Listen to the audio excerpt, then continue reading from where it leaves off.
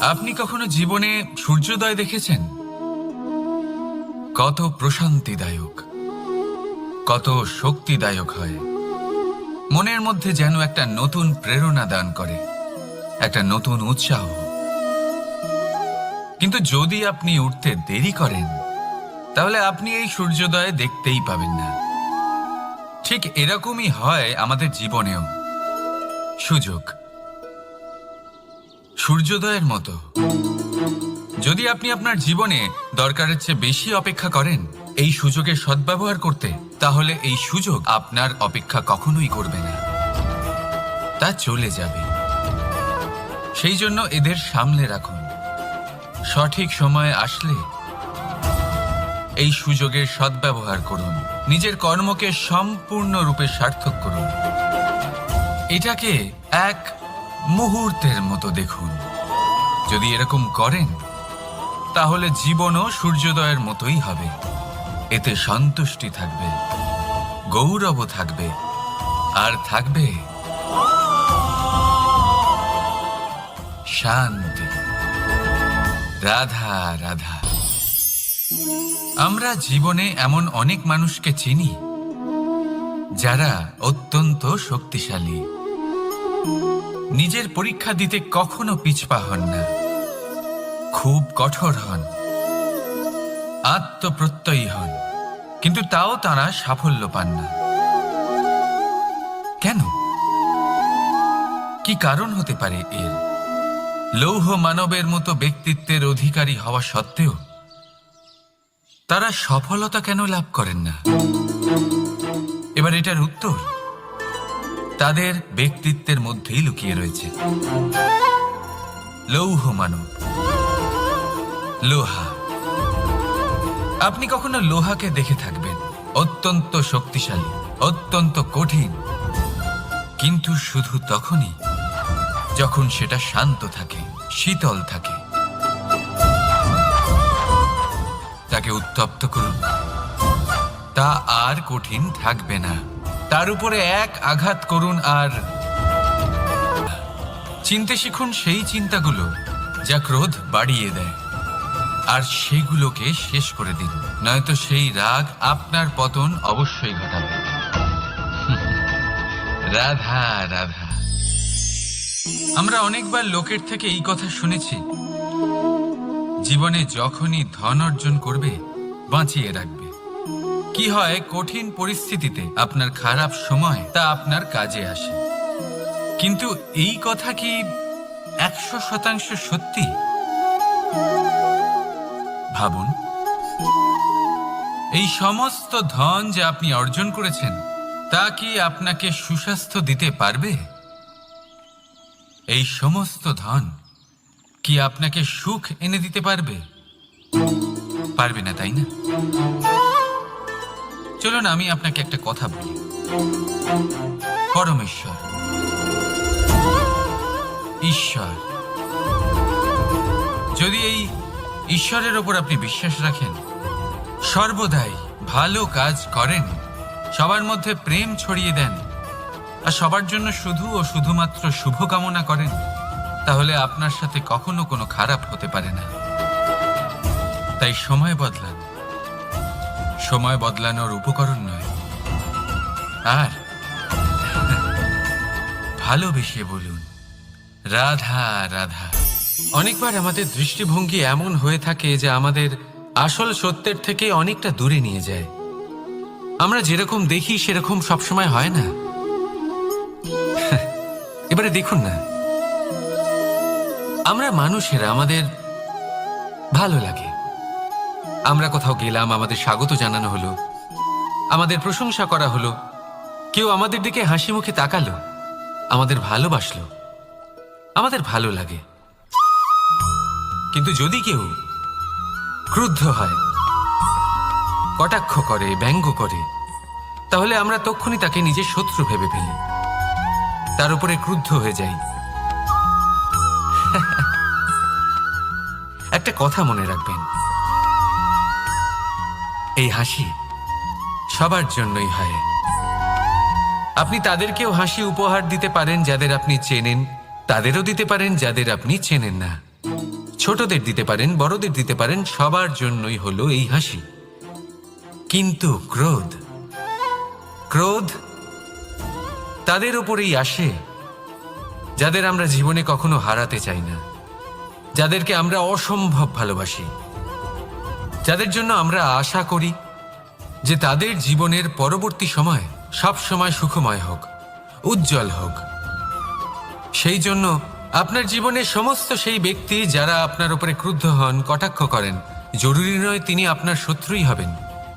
হতে পারে সে হলো আপনার শুভাকাঙ্ক্ষী, যিনি আপনার শুধুমাত্র ভালোই চান, যিনি আপনার জন্য একটা সুন্দর ভবিষ্যৎ চান।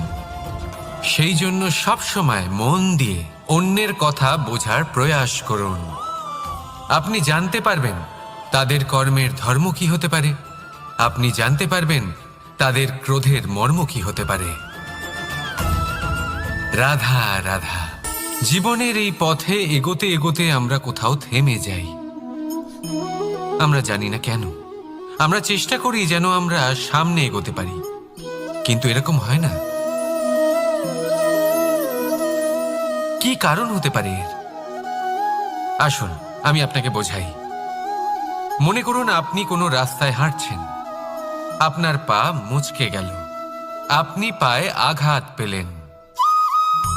এখন এই আঘাত যদি আপনাকে পথ চলতে বাধা দেয়, তখন আপনি থেমে যান।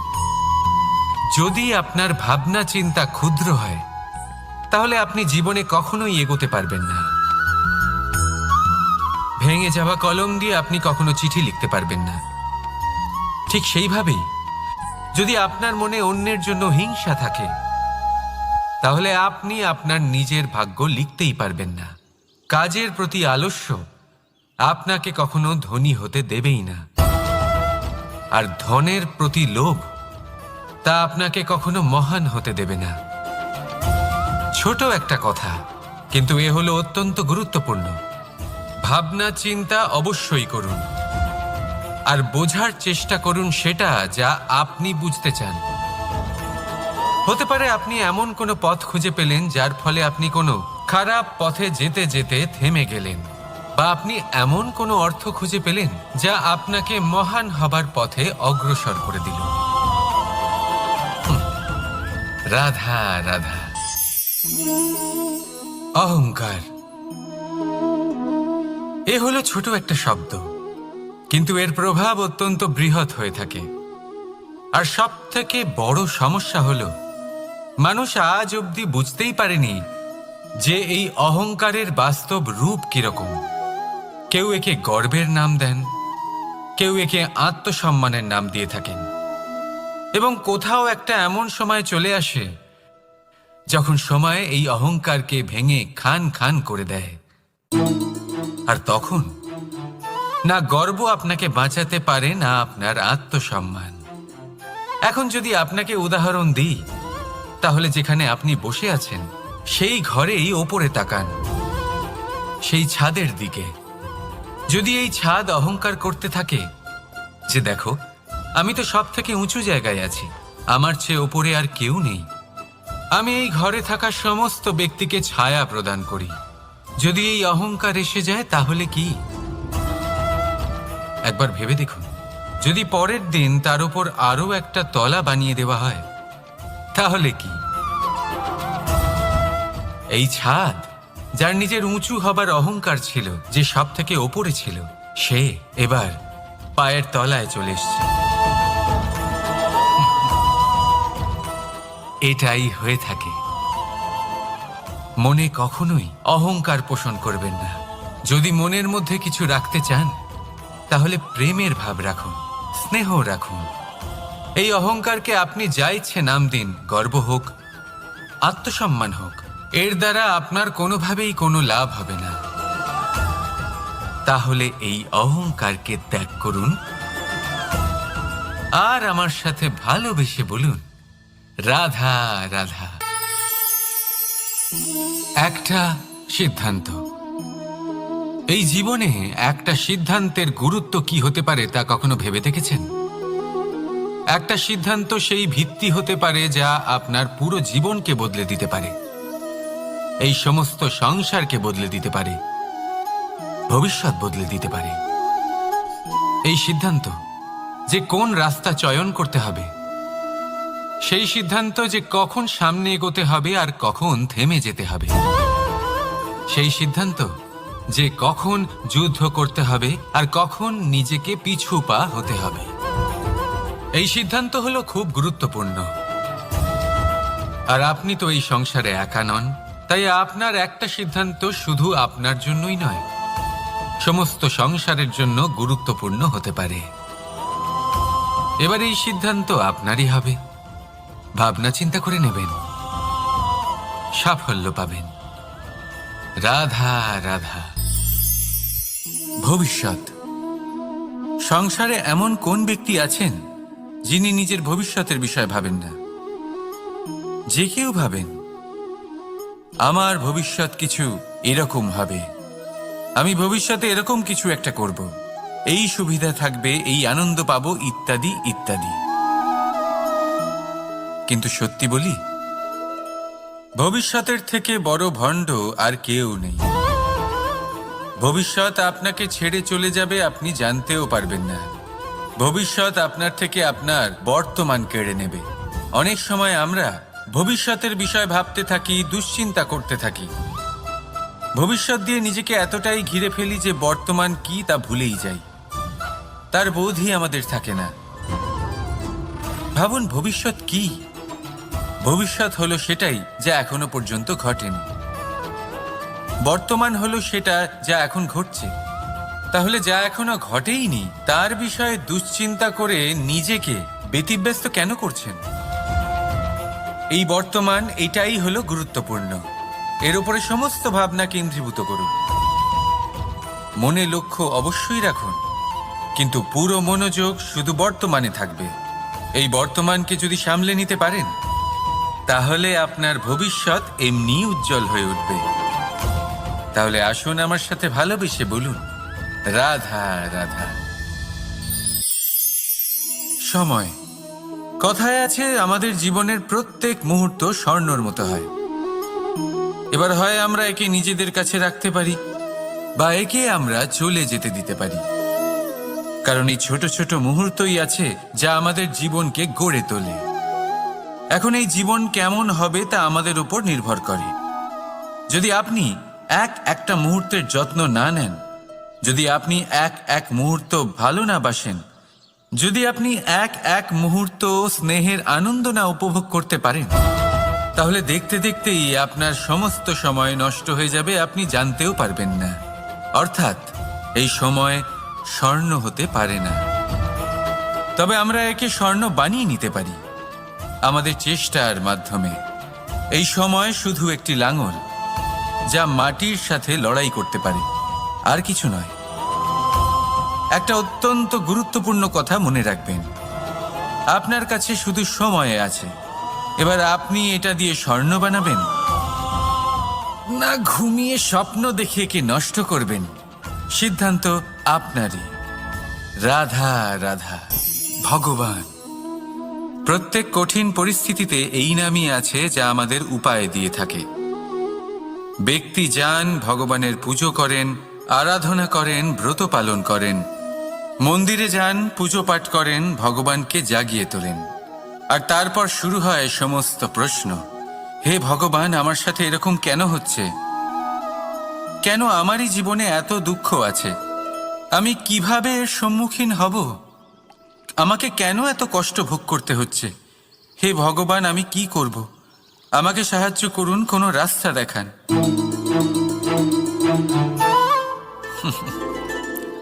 চলুন আমি আপনাকে একটা প্রশ্ন করি।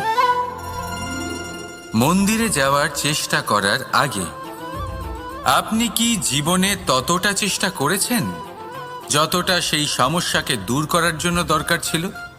দ্বিতীয় প্রশ্ন, ভগবানকে জাগানোর পূর্বে আপনি কি নিজেকে জাগিয়ে তুলেছেন? আপনি কি আলস্য ত্যাগ করেছেন? তৃতীয় প্রশ্ন, ভগবানকে জিজ্ঞাসা করার আগে আপনি কি নিজেকে জিজ্ঞাসা করেছেন যে আমি কেন এত অসফল হচ্ছি? যদি না করে থাকেন তাহলে সবার আগে এটা করুন। আপনি সমস্ত প্রশ্নের উত্তর পাবেন, সমস্ত বিপদের পরিত্রাণ পাবেন। অন্য কোথাও নয়, নিজের ভেতরে তাকিয়ে দেখুন। চেষ্টা করুন নিজেকে জাগিয়ে তোলার। আপনি সফল অবশ্যই হবেন, কারণ এই পরমাত্মা, ওই পরমেশ্বর, ওই পরব্রহ্ম আপনার মধ্যেই তো আছে। রাধা রাধা নাম। জন্মগ্রহণের পর মানুষের জন্য এই নাম অত্যন্ত গুরুত্বপূর্ণ হয়। মাতা, পিতা, পুরোহিত সকলেই সেই অক্ষর খুঁজতে শুরু করেন যা দিয়ে আপনার নাম শুরু হবে। কিন্তু নাম আর রাশি এক হয়ে গেলেই কি সব কিছু ঠিক হয়ে যায়? কখনোই নয়, কারণ আপনার কর্মই হলো সব থেকে গুরুত্বপূর্ণ, আর কিছুই নয়। দেখুন, এই নিয়তিও আপনার কর্ম অনুযায়ী আপনার ভবিষ্যৎ সুনিশ্চিত করে। যদি আপনাকে উদাহরণ দিই তাহলে ভাবুন, একদিকে ছিলেন রাম আর অন্যদিকে রাবণ। দুজনেরই নাম শুরু হয় র দিয়ে, কিন্তু একজন পেলেন এক ভয়ানক পরিণতি আর অন্যজন সমগ্র সংসারের মনে চিরস্মরণীয় হলেন। তাহলে মনে রাখবেন, নাম নয়, কর্মই হলো শ্রেষ্ঠ। আর যদি তা শ্রেষ্ঠ হয় তাহলে আপনার নাম এমন স্থানে পৌঁছবে যা সংসারের কেউ মুছে ফেলতে পারবে না। তাহলে আসুন আমার সাথে ভালোবেসে বলুন, রাধা রাধা। অনেক সময় যখন আমরা কর্ম করি, সাফল্য লাভ করি, কঠিন পরীক্ষায় উত্তীর্ণ হই, বড় কাজ করি, আমাদের মনে হয় এই সংসার আমাদের একটু প্রশংসা করুক, ভালো লাগে। অনেকবার মনে হয় এটা হলো আমাদের কর্মের ফলই বটে, আমরা আনন্দ পাই। কিন্তু যখন আমরা এই প্রশংসা পাই না, তখন কি হয়? আমরা দুঃখী হয়ে যাই, ভেঙে পড়ি। মনে হয় যেন আমার জন্য কেউ চিন্তাই করে না। এমন মনে হয় যেন আমাদের আনন্দে অন্য কেউ আনন্দই পায় না। অনেক রকম ভাবনা আসে। কিন্তু আমি আপনাকে একটা প্রশ্ন করতে চাই, আপনি যে কাজই করেন না কেন, যে কর্মই করেন না কেন, তা কি শুধুমাত্র প্রশংসার জন্য করেন? যদি এরকম হয়ে থাকে তাহলে সেই ভাবনা এক্ষুনি ত্যাগ করুন, কারণ এই প্রকৃতি আমাদের অন্য শিক্ষা দেয়।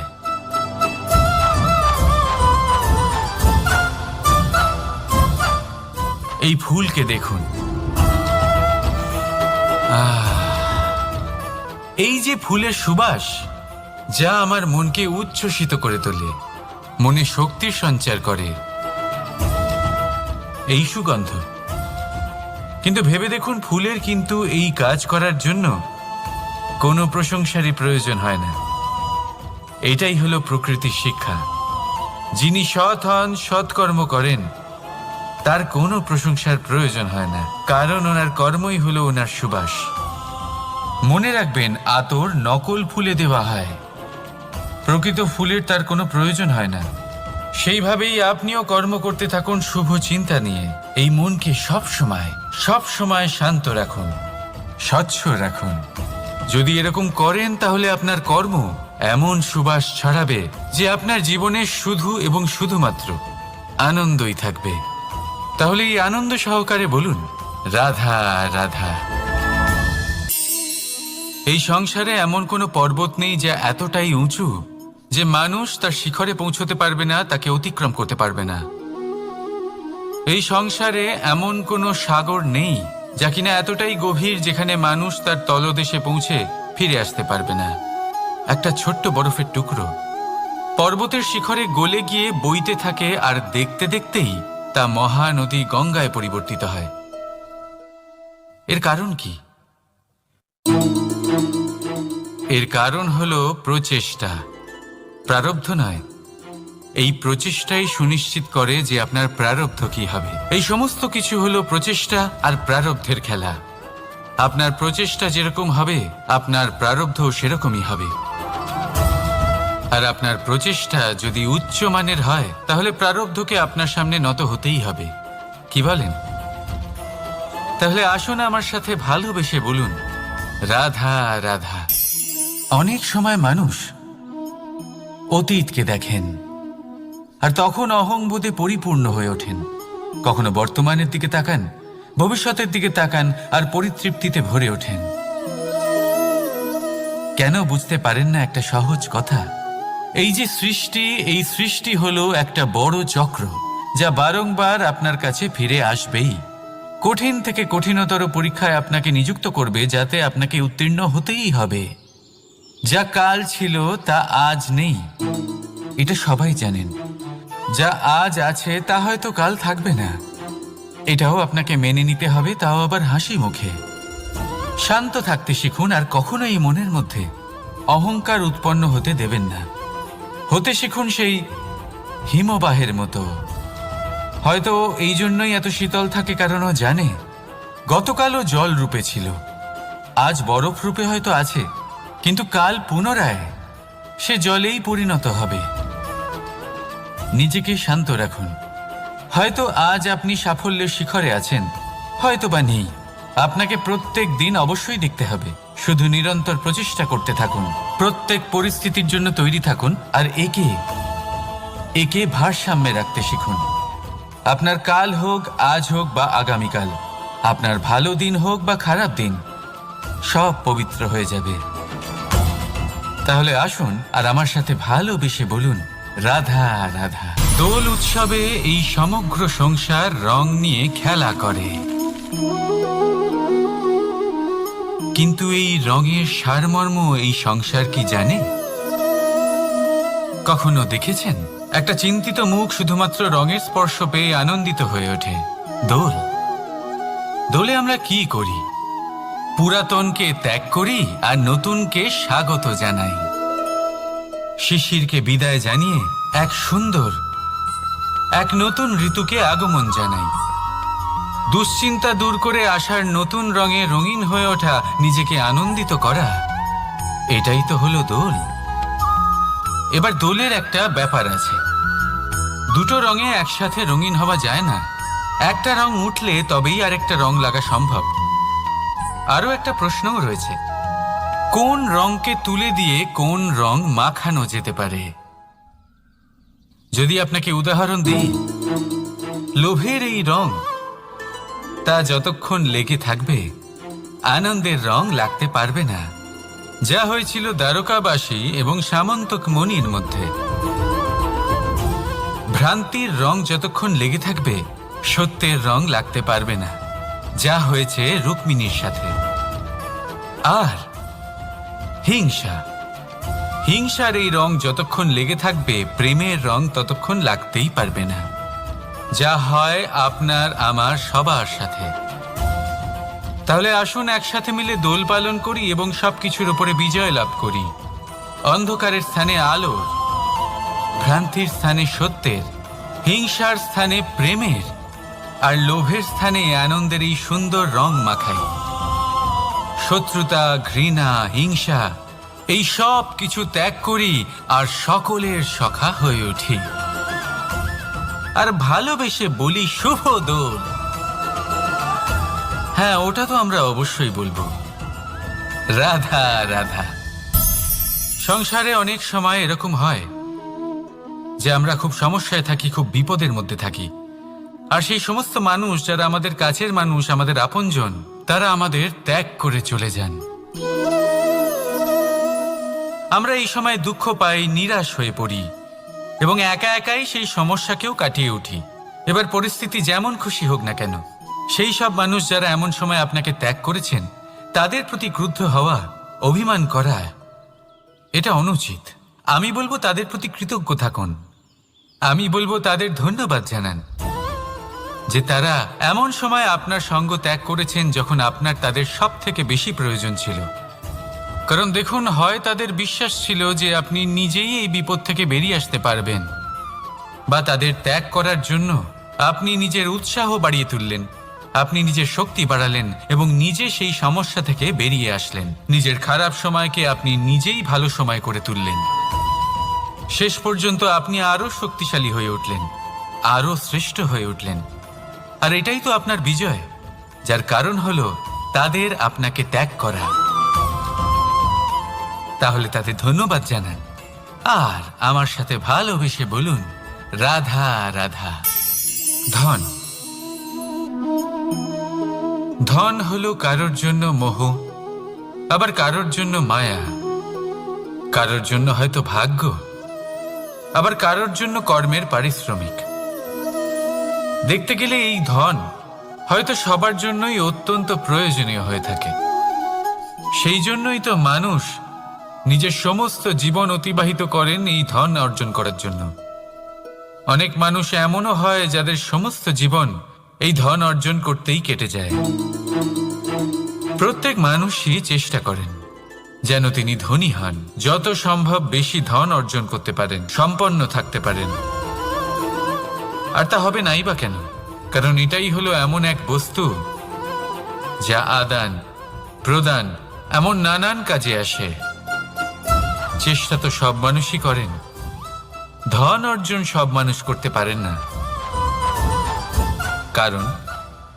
কারণ হলো এটাই যে মানুষ ভাবেন যে তার কাছে কিছু ধন এলে তারপর তিনি কিছু করে দেখাবেন, আর ধন ভাবে যদি এই মানুষ কিছু করে দেখান তাহলে আমি তার কাছে আসব। সেই জন্য কিছু করে দেখান, এমন শ্রেষ্ঠ কাজ করে দেখান যাতে ধন নিজেই আপনার কাছে ছুটে আসে। যদি আপনি ধন লাভের আশায় ছোটেন তাহলে আপনি নিজের সন্তোষ ভাব হারিয়ে ফেলবেন। কিন্তু এই সম্পত্তি যদি আপনার কাছে ছুটে আসে তাহলে আপনাকে মহান বলা হবে। সেই জন্য কাজ করুন, শ্রেষ্ঠ কাজ করে দেখান, দেখবেন এই ধন ফলস্বরূপ আপনার কাছে আসবেই আসবে। তাহলে আসুন আমার সাথে ভালোবেসে বলুন রাধা রাধা। আমাদের মনে সবসময় একটা প্রশ্ন এসেই থাকে, এই জীবন যা কিনা ঈশ্বর আমাদের দিয়েছেন, একটা জীবন, ঈশ্বর এক আত্মা দিয়েছেন পৃথিবীতে বাঁচার জন্য। যতদূর আমরা জানি আমাদের কাছে একটাই জীবন রয়েছে। আমরা ভাবি এই জীবন গুছিয়ে কিভাবে রাখা যায়। প্রত্যেক মানুষ ভাবেন যে আমি কি করি যাতে এই জীবনকে গুছিয়ে রাখা যায়, কিরকম কর্ম করব, কিরকম পুণ্য করব, কি ধরনের শাস্ত্র পড়ব যাতে আমি সেই জ্ঞান অর্জন করি যাতে জীবনটা সুন্দর করে তুলতে পারি। আমাদের সমগ্র জীবন কেটে যায় এই প্রশ্নের উত্তর খুঁজতে, সেই শাস্ত্র অধ্যয়ন করতে। এমন অনেক মানুষ তাও বুঝতে পারেন না। আসুন আজ আমি আপনাকে একটা সহজ কথা বলি যার দ্বারা আপনি নিজের জীবন সুন্দর করবেন। জীবন, জিহ্বা, এদের দুজনেরই হলো একটাই রাশি। জিহ্বা অর্থাৎ আপনার কথা, এই কথাকে সংযত রাখুন, একে সুন্দর করে তুলুন, মধুর কথা বলুন, যতটা সম্ভব একে নিয়ন্ত্রণে রাখুন। আপনার জীবন সুন্দর হয়ে উঠবে। কারণ এই শব্দ হয় অত্যন্ত শক্তিশালী। এটা হলো এমন এক বন্ধন যা আপনার সামনের মানুষকে আপনার ব্যক্তিত্বের সাথে জুড়ে দিতে পারে। তাই এই শব্দ সংযত রাখুন, একে সুন্দর করে তুলুন। আপনার জীবন আপনা থেকেই সুন্দর হয়ে উঠবে। আর আসুন এই মধুর সুন্দর অনুভূতি দিয়ে বলুন রাধা রাধা। জীবন, এই জীবন আসলে কি?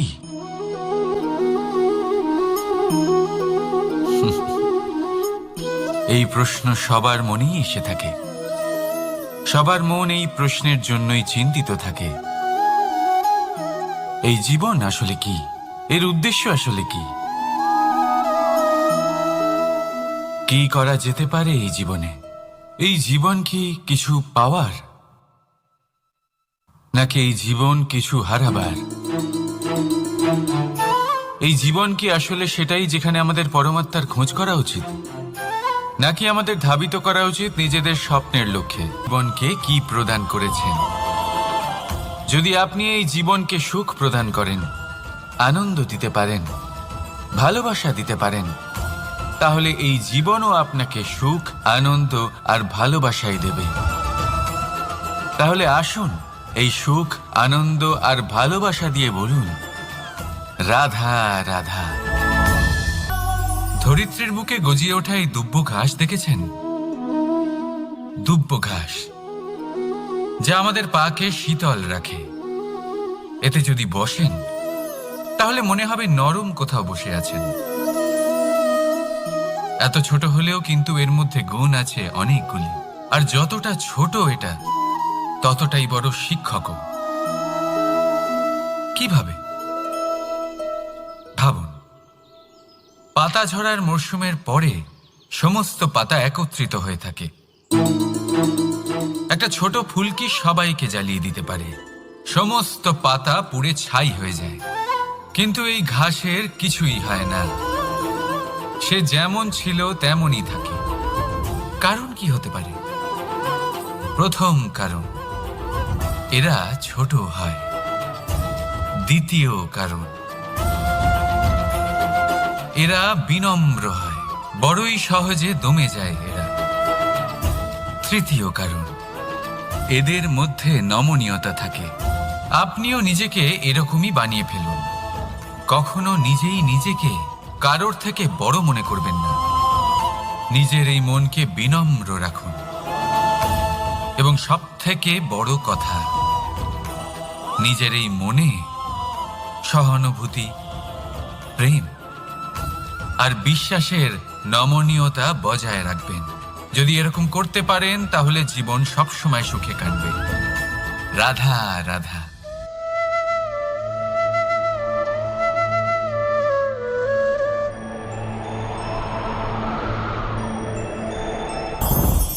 লোভ আপনার অন্তরের আরো একটা শত্রু।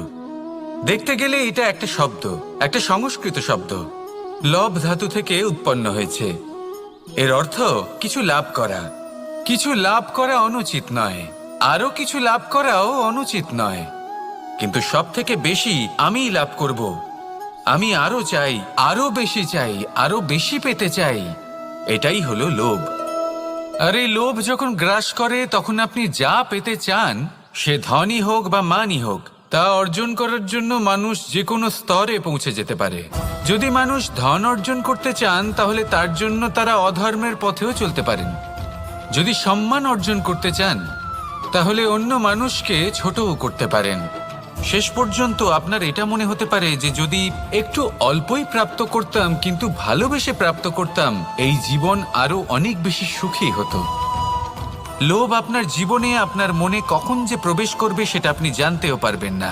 তাই এটা চিনতে শিখুন আর তৎক্ষণাৎ জীবন থেকে বাইরে ফেলে দিন। যা কিছু লাভ করতে চান তা ভালোবেসে লাভ করুন, আর সেই ভালোবাসার সাথেই বলুন, রাধা রাধা। জীবনে ক্ষমা চাওয়া তাও কিছুটা সহজ, ক্ষমা করতে পারা অত্যন্ত কঠিন। ক্ষমা 2 অক্ষরের এই শব্দ হতে পারে, কিন্তু অত্যন্ত বড় এই শব্দ, অত্যন্ত গুরুত্বপূর্ণ এই শব্দ। কখনো কখনো অন্য কাউকে ক্ষমা করে দেওয়া তাও কিছুটা সহজ কাজ, কিন্তু নিজেকে ক্ষমা করতে পারা অত্যন্ত কঠিন হয়ে দাঁড়ায়। অতীতে যদি আমাদের এমন কোনো ভুল হয় যে কারণে আমরা নিজেকে ক্ষমা করতে পারি না, অনেক সময় এমন কিছু ভুল করে বসি যে বিষয় শুধু আমরাই জানি, কিন্তু আমরা নিজেকে ক্ষমাই করতে পারি না। আর আমাদের বিকাশ সেখানেই স্তব্ধ হয়ে যায়। কারণ যদি আপনি ক্ষমা করতে না শেখেন, নিজেকে ক্ষমা যদি না করতে পারেন, তাহলে তা আপনার জীবনের সব থেকে বড় বাধা হয়ে দাঁড়াবে। সেই জন্য জীবনে অবশ্যই শিখুন যে কিভাবে নিজেকে ক্ষমা করতে হয়, আর শিখুন যে আগের করা ভুল আবার কি করে না করা যেতে পারে। এই মন হালকা হবে আর প্রসন্ন হয়ে বলবে, রাধা রাধা। এই সংসারে যখনই কোনো সমস্যা আসে তখন আমরা আমাদের সব থেকে বড় সম্বলের কাছে আশ্রয় খুঁজি, তা হলো আমাদের বিশ্বাস। এবার প্রশ্ন হলো এটাই যে এই বিশ্বাস কার উপর করা যেতে পারে? পরিবারের উপর, বন্ধুর উপর, নাকি তাদের উপর বিশ্বাস করা উচিত যাদেরকে আমরা কখনো সঙ্গ দিয়েছি? দেখুন, এই সংসারে বিপদের সম্মুখীন হলে কে আপনাকে সাহায্য করবে সেটা নির্বাচন করা আপনার হাতে নেই। সেটা সেই সকল ব্যক্তির উপর নির্ভরশীল যে তারা আপনাকে সাহায্য করবে নাকি করবে না। অর্থাৎ যখনই কোনো বিপদ আসে সর্বপ্রথম তার সম্মুখীন আমাদের নিজেকেই হতে হয়, আর তার জন্য প্রস্তুত থাকা প্রয়োজনীয়। সেই শক্তি, সেই সাহস অর্জন করা প্রয়োজনীয়। দেখুন, যখনই অন্ধকার আসে তখন সবার আগে কে আপনাকে ত্যাগ করে চলে যায়? আপনার নিজেরই ছায়া। এই অন্ধকারের সম্মুখীন হতে হয় অন্তরের প্রদীপের দ্বারা, অন্তরের আত্মা দ্বারা। তবেই আপনি অন্ধকারের ওপর জয়লাভ করতে পারবেন। সেই জন্য যে বিপদই আসুক না কেন নিজেকে তার জন্য প্রস্তুত রাখা উচিত। সেই সাহস নিয়ে আসুন। এমন কোনো বিপদ নেই যা আপনাকে ভেঙে দিতে পারে। আসুন আমার সাথে ভালোবেসে বলুন, রাধা রাধা। মানুষ সবসময় চায় যে তার জীবনে যেন কখনো কোনো সমস্যাই না আসে। সে চায় তার জীবন যেন শুধুমাত্র শান্তি এবং সুখের দ্বারা পূর্ণ থাকে। কিন্তু এই চাহিদা অনুচিত কিছু নয়। আমরা সবাই এটাই চাই যে জীবনে সুখ থাক, শান্তি থাক। কিন্তু এই কথা সবসময় মনে রাখবেন, যে সূর্য উদিত হন সংসারকে প্রকাশমান করেন, দুপুরবেলায় সংসারকে রৌদ্র প্রদান করেন, সন্ধেবেলায় তাকেও অস্ত যেতে হয়। এবার আমাদের জীবন চক্র কিছুটা এরকমই। কোনো কিছুই চিরকাল একরকম থাকে না। কখনো এই নদীকে দেখুন যা বয়ে চলেছে। এই নদী যা বয়ে চলেছে তার পথেও অনেক বিপদ আসে। বড় বড় পাথরের সম্মুখীন হয়ে তাকেও সামনে এগিয়ে যেতে হয়। একটি পুকুর যা চারদিক থেকে ঘেরা, তার জীবনে কিন্তু কোনো সমস্যা নেই। কিন্তু এই সংসারে পুকুরের পুজো করা হয় না, পুজো করা হয় নদীকে। মনে রাখবেন, সমস্যার ঊর্ধ্বে তিনি উঠতে পারেন যিনি সমাধি লাভ করেছেন, যিনি এই সংসারেই নেই। যিনি এই সংসারে আছেন এবং জীবিত আছেন, তার জীবনের সমস্যা হলো শ্বাসবায়ুর মতোই গুরুত্বপূর্ণ। আসুন আমার সাথে ভালোবেসে বলুন, রাধা রাধা। আজ আমি আপনাকে একটা ছোট্ট কাহিনী শোনাবো। একবার আমি, রাধা আর দাদা আমরা তিনজনে মিলে লুকিয়ে একটা উপবনে গেলাম আম পেড়ে খেতে। অনেক পরিশ্রম করে আমরা ওখানে পৌঁছলাম আর আমরা আশ্চর্যচকিত হয়ে গেলাম এটা দেখে যে এবার তো আম পাকেইনি। এবার দাদা কি করলেন, একটা আম পাড়লেন আর সেটা চাখলেন, আর উনি নিরাশ হয়ে পড়লেন। উনি বললেন যে এটা তো খুবই টক। তারপর রাধা একটা আম পাড়লো আর সেটা চেখে দেখলো, আর রাধা উৎসাহিত হয়ে পড়ল। আমি রাধাকে জিজ্ঞেস করলাম, কি হয়েছে, তুমি এত উৎসাহিত কেন? তখন রাধা বলল যে এবার এত বেশি টক আম হয়েছে যে এগুলো দিয়ে আমরা আচার বানাবো। তাহলে দাদা ওখান থেকে বেরিয়ে গেলেন নিরাশ হয়ে এবং খালি হাতে। রাধাও ওখান থেকে বেরিয়ে গেল কিন্তু উৎসাহিত হয়ে, আর অনেকগুলো কাঁচা আম সাথে নিয়ে। এর থেকে আমরা কি শিক্ষা পেতে পারি? যে প্রত্যেকটা স্থানে এমন কিছু রয়েছে যেখান থেকে আমরা কিছু একটা শিক্ষা লাভ করতে পারি, যা আমাদেরকে বিকাশের পথে নিয়ে যেতে পারে। এই শিক্ষা প্রত্যেক স্থানে আছে। সবকিছু আমাদের দৃষ্টিভঙ্গির উপর নির্ভর করছে। যখনই আমাদের জীবনে, আমাদের সম্পর্কে কোনো সমস্যা, কোনো বিপদ আসে, তখন বেশিরভাগ মানুষ সেই বিষয় নিয়ে দুঃখী হয়ে পড়েন। আর কিছু মানুষ এমনও থাকেন যারা শেষ পর্যন্ত তার সমাধান করেন, বিপদকে পরাজিত করেন, সম্পর্কগুলিকে আবার জুড়ে দেন। যদি আপনি সুখের খোঁজ করেন তাহলে আপনি সুখ অবশ্যই পাবেন, প্রসন্নতা অবশ্যই পাবেন। যদি আপনি দুঃখ খোঁজেন তাহলে দুঃখ অবশ্যই পাবেন।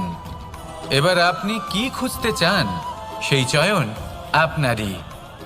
আসুন আর আমার সাথে ভালোবেসে বলুন, রাধা রাধা। কখনো কোনো প্রজাপতিকে উড়তে দেখেছেন?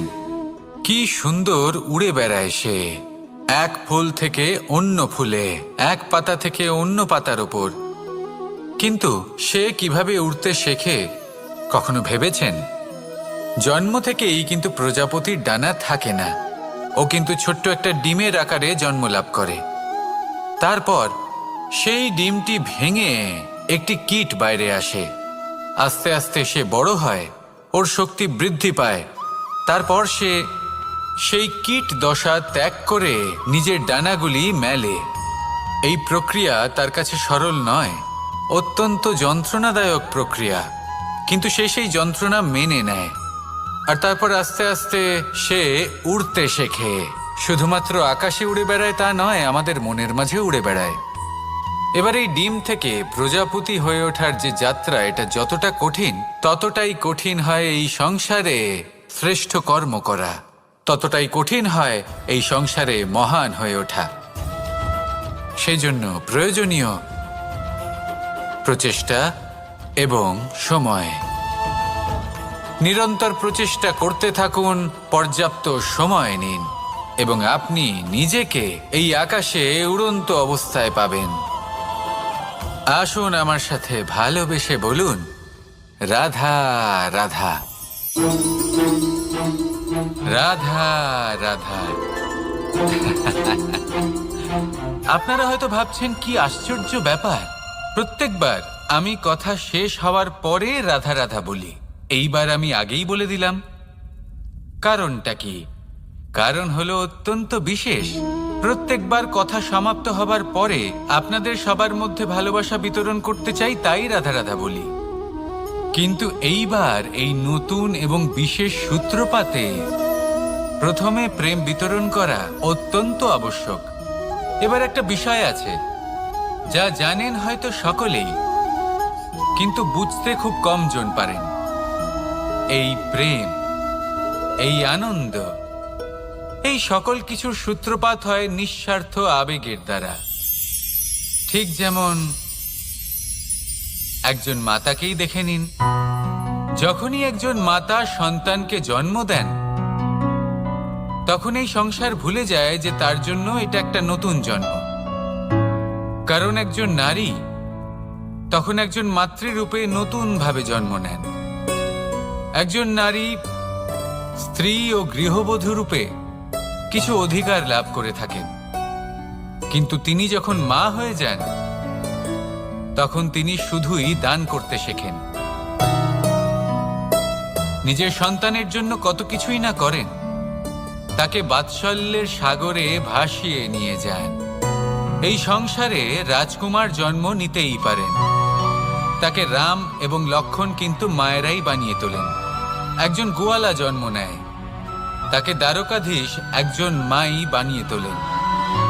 পিতা হলেন সেই পর্বত যার একটা অংশ হলো তার সন্তান, কিন্তু মা হলেন সেই শিল্পী যিনি একটা পাথরকে খোদাই করে এমন এক মূর্তি গড়ে তোলেন যাকে সকলে পূজনীয় মনে করেন।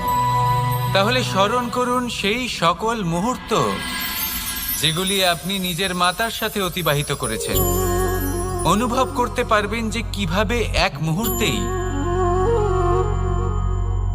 এই মন প্রফুল্ল হয়ে ওঠে। এবারের কারণ কি?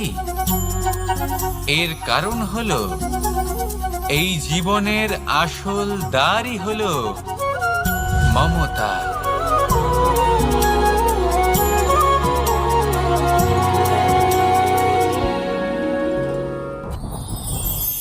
যত শক্তিশালী এই মন, তত শক্তিশালী এই শরীরও। এই যে আমাদের শরীর, এটা আসলে কি? এ হলো একটা রথের মতো। আর একটা রথ ততক্ষণ চলতে পারবে না যতক্ষণ না তাকে কোনো সারথি চালাবে। এই মন হলো শরীরের সারথি। এবার ভাবুন, যদি এই সারথি শক্তিহীন হয়, দুর্বল হয়, তাহলে এই রথের কি হবে? এটা উচিত পথে চলতে পারবে না, উচিত গতিতে চলতে পারবে না, মন মতো স্থানে এটা পৌঁছতেও পারবে না। সেই জন্য মনের শক্তি অত্যন্ত প্রয়োজনীয়। এবার মনের শক্তি আমরা কোথা থেকে লাভ করি? দৃঢ়তার শক্তি থেকে। এবার এই শক্তি আমরা কিভাবে বাড়াতে পারি? আমরা প্রতিদিন কিছু নতুন স্থির করি, কিছু ছোট কিছু বড়। আর যেই আমরা নতুন কিছু পূর্ণ করি, আমাদের মনের শক্তি বেড়ে যায়। আর যদি পূর্ণ না করতে পারি, মনের শক্তি কমে যায়। একটা দেওয়ালের মতো ছোট ছোট ছোট ছোট শিলা আমরা একটার পর একটা স্থাপন করে একটা দেওয়াল তৈরি করি। এতগুলো পাথর যখন একত্রিত হয়ে যায় তখন এমন এক দেওয়াল তৈরি হয় যাকে ভাঙা প্রায় অসম্ভব হয়ে দাঁড়ায়। সেরকমই হয় মন এবং দৃঢ়তা। ছোট ছোট কাজ করে নিজের লক্ষ্য পূর্ণ করুন। এই লক্ষ্য যদি পূর্ণ হয় তবে মনের শক্তি বাড়বে। কিছুটা এইভাবে যে যত বড়ই বিপদ আসুক না কেন সেই বিপদ নিজে হার মেনে নেবে, কিন্তু আপনার মন ততটাই শক্তিশালী থাকবে। তাই মনের শক্তি বাড়াতে থাকুন যাতে আপনি উচিত পথে চলতে পারেন, উচিত গতিতে চলেন আর মনোবাঞ্ছিত স্থানে পৌঁছতে পারেন। তবেই এই মন প্রসন্ন হয়ে বলবে, রাধা রাধা। আমি রাধাকে ভালোবাসি, আর এই কথাটা সমগ্র সংসার জানে। আর সময় অন্তরে লীলার দ্বারা, বিভিন্ন ঘটনা দ্বারা, কর্মের দ্বারা আমি নিজের এই ভালোবাসা রাধার সামনে প্রকাশ করি। এবার আপনি বলবেন, এসবের কি প্রয়োজন? রাধা কি এই কথা জানে না যে কৃষ্ণ তাকে কতটা ভালোবাসে? অবশ্যই জানে, কিন্তু এই যে ভালোবাসা, তা মনে রেখে দেওয়ার জন্য নয়, তা প্রকাশ করার জন্য। আর বারংবার এই ভালোবাসাকে প্রকাশ করা উচিত, উচিত সময় এবং উচিত সুযোগ দেখে। কিরকম? এবার যদি আপনি প্রেমীর সাথে কোনো উৎসবে থাকেন তাহলে তার সাথে নৃত্য সঙ্গীত করুন। যদি ভিড়ের মাঝে থাকেন তখন প্রেমীকে সম্মান করুন, একান্তে প্রসাধন করুন। দুঃখের সময় তার হাত ধরে থাকুন, সুখের সময় আলিঙ্গন করে রাখুন। এই প্রেম যত প্রকাশ করবেন ততই এই প্রেমের বৃদ্ধি হবে। এই প্রেম আরো বেশি গভীর হবে, অটুট হবে। তাই এই প্রেমকে মনে নয়, আপনার জীবনে স্থান দিন। মন খুলে প্রকাশ করুন আর আমার সাথে ভালোবেসে বলুন, রাধা রাধা। মুঠো হাতের শক্তি বেশি, মুঠো খুললেই তা দুর্বল। তা এমন কি থাকা উচিত এই বন্ধ মুঠোয় যা লাখের সমান? মানসিকতা এবং স্বপ্ন। মানুষ জন্মগ্রহণ করে, তার মানসিকতা সময়ের সাথে উন্নত হয়। মানসিকতা অনুযায়ী সে স্বপ্ন দেখে, আর সেই স্বপ্ন সার্থক করতে সে পরিশ্রম করতে থাকে। কিন্তু খুব গুরুত্বপূর্ণ একটা কথা আছে যা আপনার মনে রাখা উচিত। আপনার এই মানসিকতা, আপনার এই স্বপ্ন, তা যেন আপনার নিয়ন্ত্রণে থাকে। আপনার বন্ধ মুঠোয় যেন এর লাগাম থাকে, আপনি যেন এর প্রভু হন। যদি তা হয় তবেই আপনি লাভবান হবেন।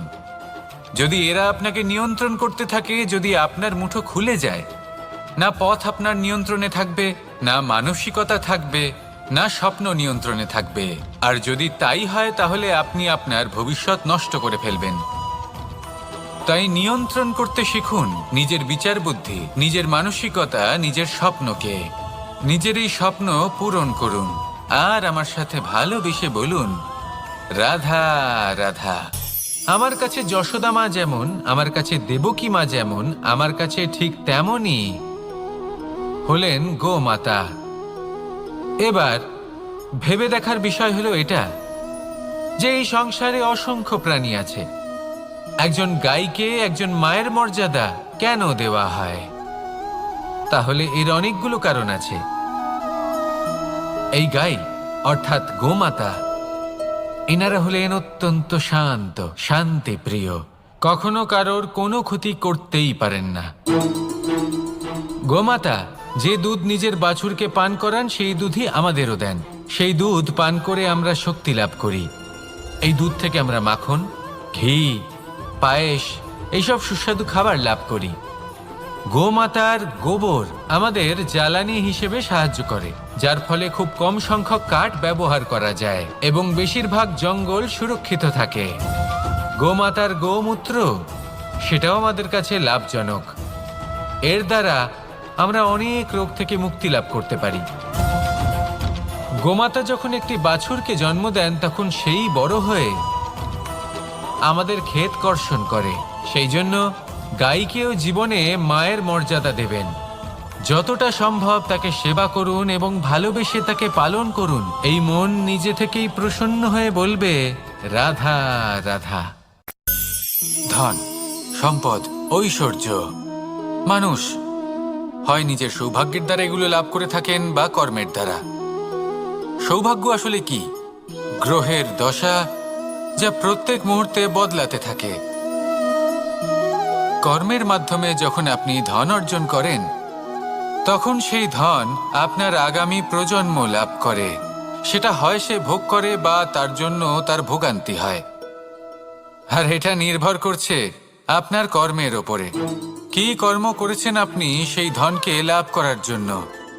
যদি আপনি সৎ পথে চলেন, নিষ্ঠা ভরে আপনি কর্ম করে থাকেন এবং তার ফলে আপনি ধন অর্জন করে থাকেন, তাহলে আপনার আগামী প্রজন্ম সেটা ভোগ করবে, সেটা প্রয়োগ করবে নিজের বিকাশের জন্য। কিন্তু যদি আপনি কুকর্ম করে থাকেন, কোনো রকম ছলনা করে থাকেন এই ধন লাভ করার জন্য, তাহলে 100% আপনার আগামী প্রজন্মকে এর জন্য ভুগতেই হবে। তাহলে আপনি কি চাইবেন, যে আপনার আগামী প্রজন্ম সুখ ভোগ করবে নাকি আপনার কুকর্মের পরিণাম ভোগ করবে? নির্বাচন আপনারই। আসুন আমার সাথে ভালোবেসে বলুন রাধা।